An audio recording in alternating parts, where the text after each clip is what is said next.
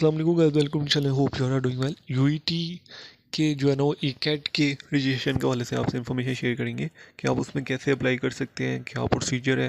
ठीक है, अगर आप घर बैठे हमसे अप्लाई करवाना चाहते हैं यूईटी एंट्री टेस्ट में, तो आप जो है ना इस नंबर पे कांटेक्ट करके तो आप घर बैठे इजीली जो है ना हमसे अप्लाई करवा सकते हैं। ठीक है, ये यूईटी जो है ना वो का इंटरफेस है।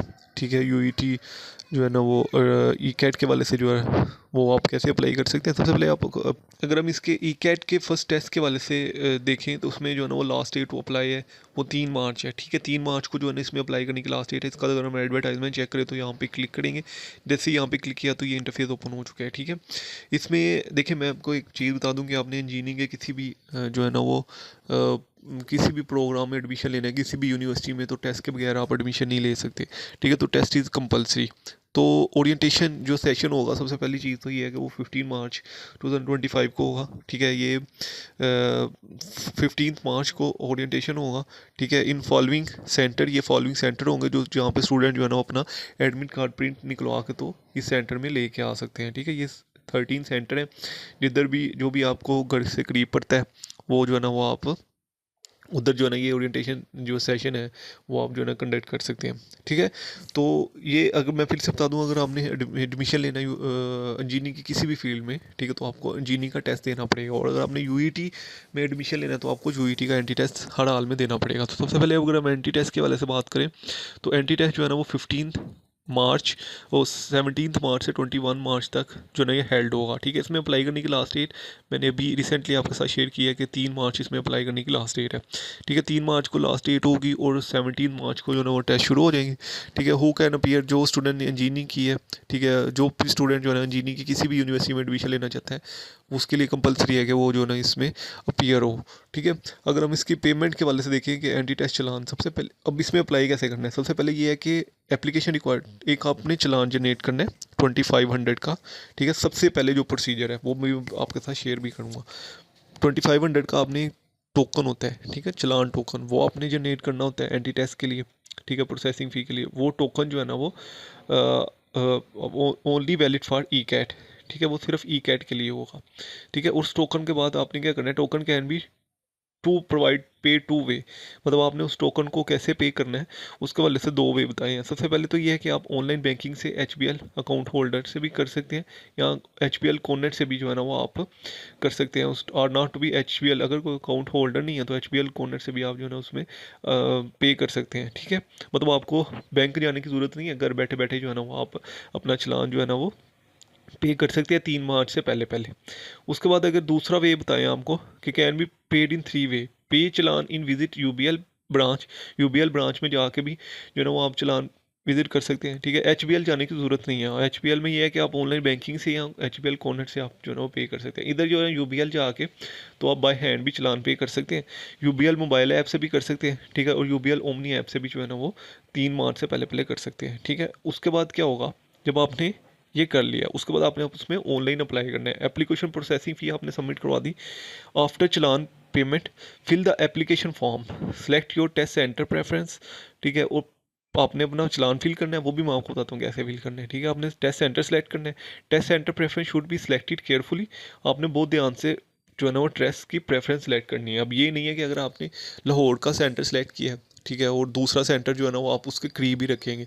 ये नहीं होगा कि एक लाहौर का सेंटर सेलेक्ट कर दिया, दूसरा मुल्तान का कर दिया, तीसरा रावलपिंडी, इससे नहीं है। मतलब बहुत ध्यान से आपने बहुत सोच समझ के जो भी आपको घर के करीब पड़ता है वो आप जो है ना टेस्ट सेंटर सेलेक्ट करेंगे। Candidate are required to bring admit card, अपना एडमिट कार्ड जो है ना वो आप 4 मार्च को इवनिंग में जो है ना वो आप अपना एडमिट कार्ड जो है ना वो यूनिवर्सिटी की वेबसाइट से ही डाउनलोड कर सकते हैं। ठीक है, card mention date, time and venue of the test date, card में डेट मेंशन होगी कि आपका टेस्ट कब होगा, उसमें टाइम भी लिखा होगा कि इतने टाइम आपने जो है ना वो एंटर हो जाना है उस टेस्ट जो भी आपका सेंटर है, और जो है ना वेन्यू ऑफ द टेस्ट भी लिखा होगा। ठीक है, candidate are required to appear in entrance exam per the allowed time. ठीक है, देखें ये जो टेस्ट होते हैं इसमें अगर आप लेट अपीयर होते हैं तो आपको जो है ना वो अपीयर होना नहीं दिया जाता। ठीक है, candidate will not to get a chance to appear. देखिए आप फॉर एग्जांपल अब मेरी डेट आ गई है 18 की, और 18 को मेरी डेट आई है और मुझे 10 बजे का उन्होंने टाइम दे दिया, 18:10 आपको, 18:10 आपका जो है ना वो टेस्ट हेल्ड होगा।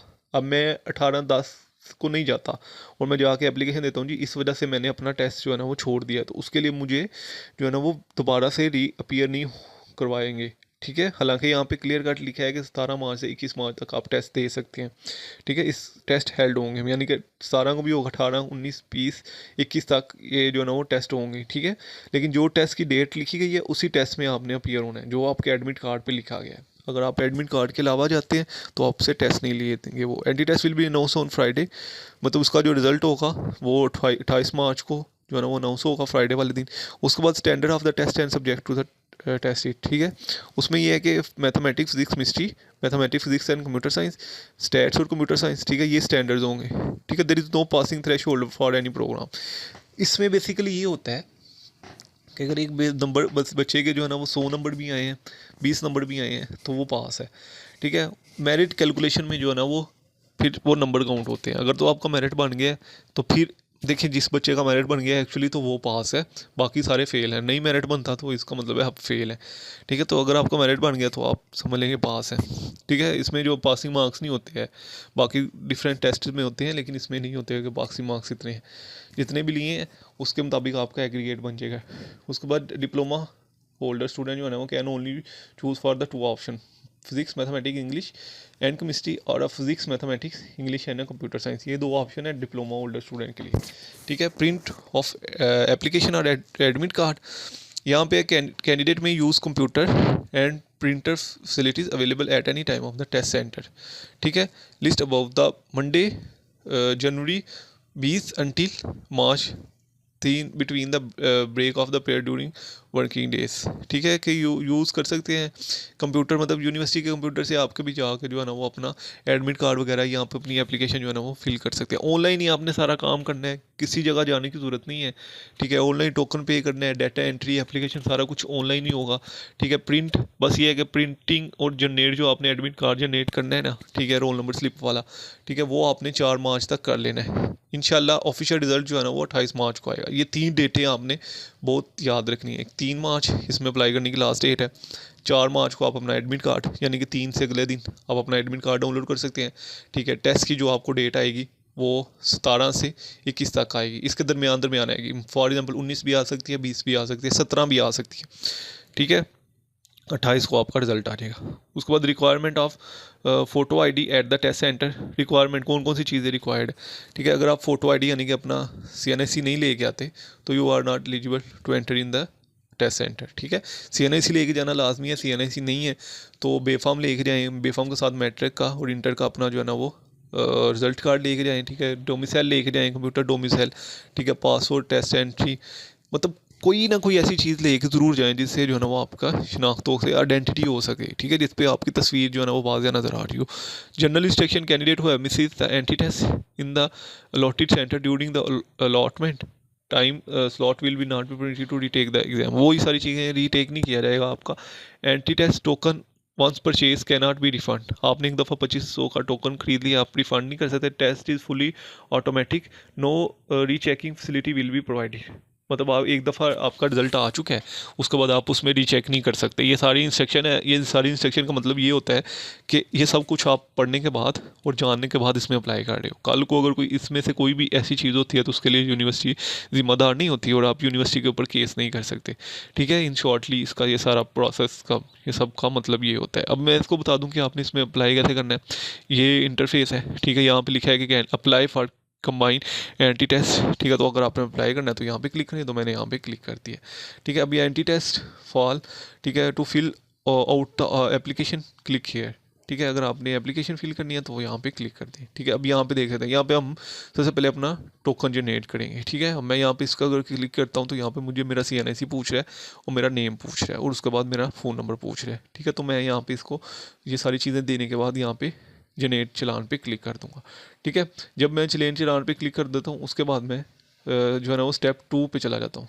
स्टेप 2 क्या है, अब मैं स्टेप 2 पीछे भी आ सकता हूँ। मतलब आपने चलान जनरेट किया, उसका प्रिंट निकलवाया, प्रिंट निकलवाने के बाद आपने जाकर उसको सबमिट करवाया, सबमिट करवाने के बाद आपने इसको इस पे स्टेप 2 पे आ जाना है। ठीक है, जहाँ पे ये है कि फिल एप्लीकेशन, यहाँ पे आपके चलान के ऊपर सीरियल नंबर लिखा होगा वो आपने लिखना है। ठीक है, और चलान नंबर लिखना है। ये 2 चीज़ें आप लिखेंगे तो ही आप आपका वेरीफाई होगा चलान।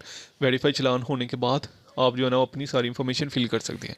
सारी इन्फॉर्मेशन में ये है कि अपनी पर्सनल इन्फॉर्मेशन फिल करनी होती है, नेम वगैरह, एड्रेस वगैरह, ठीक है, अपना मैट्रिक और जो है ना वो FSC का सारी चीज़ें फिल करनी होती हैं, ठीक है। अगर थोड़ी सी भी मिस्टेक हो जाए तो एप्लीकेशन रिजेक्ट हो जाती है, ठीक है। इस वजह से मैं कहता हूँ कि अगर आपने हमसे अप्लाई करवाना है तो मैंने शुरू में नंबर दिया था, आप उधर से जो है ना वो अप्लाई करवा सकते हैं, ठीक है। थर्ड स्टेप में ये होगा कि फिर 4 तारीख को यहाँ पे एप्लीकेशन फिल हो जाएगी।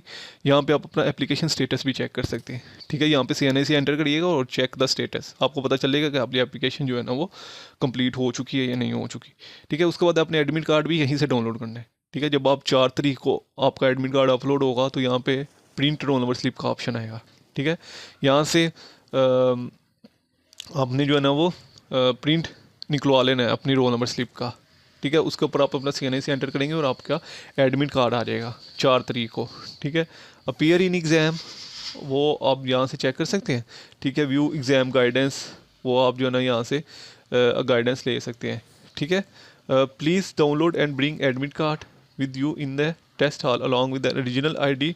Reporting time for the 15 minute before the commencement है, ओरिजिनल ये चीज़ें हमने लेके आनी है, ठीक है। और उसके बाद यहाँ पे आपका रिजल्ट भी यहीं से आएगा, ठीक है। तो ये ही वेबसाइट है जहाँ से सारी चीज़ें जो है ना वो होंगी। अब यहाँ पे कैपेसिटी हो रही है, टेस्ट सेंटर कैपेसिटी, ठीक है। इतने स्टूडेंट ने अप्लाई कर लिया, ये कैपेसिटी जो है ना वो फिल हो रही है आस्ता आस्ता, ठीक है। फैसलाबाद और UET लाहौर ये सारे सेंटर जो है ना वो आस्ता आस्ता फिल हो रहे हैं। जब ये यहाँ तक फिल हो जाएंगे तो उसके बाद आपको टेस्ट सेंटर के लिए जो है ना वो जगह नहीं मिलेगी, फिर आपका कोई और सेंटर बनेगा। इसलिए जिन भी स्टूडेंट ने अप्लाई करना है वो बहुत जल्दी जल्दी क्विकली जो है ना अपना टेस्ट सेंटर सेलेक्ट करें और अप्लाई कर दें। इसके वाले से कोई भी क्वेश्चन हो आप कमेंट्स में पूछ सकते हैं। ये सारे टेस्ट सेंटर हैं, ठीक है, ये सारे फिल हो चुके हैं। UET का देख लें सबसे ज़्यादा फिल हो चुके हैं अभी तक, ठीक है। जो कि टेस्ट जब जब यहाँ पे फिल हो जाएगा 100%, उसके बाद UET लाहौर में आपको टेस्ट सेंटर अलॉट नहीं किया जाएगा, ठीक है। तो इसके वाले से कोई भी क्वेश्चन हो कमेंट्स में पूछ सकते हैं। चलो जल्द मिलते हैं नेक्स्ट वीडियो में, तो मेरे ख्याल।